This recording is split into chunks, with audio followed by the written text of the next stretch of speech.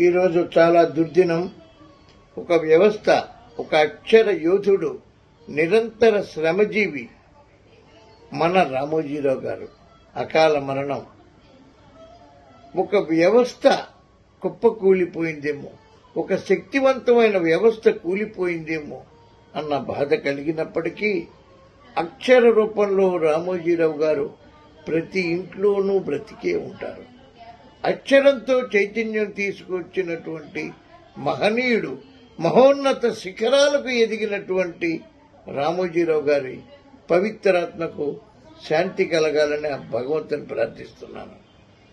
అక్షరం కాలాన్ని శాసిస్తే కాలం తట్టుకోలేక కాటు వేసిందేమో అన్న భావన కలిగింది. ఆ కుటుంబ సభ్యులకు ప్రగాఢ సానుభూతిని తెలియజేస్తూ భగవంతుడు ధైర్యం ఇవ్వాలని కోరుకుంటూ అమ్మా ప్రసాద్.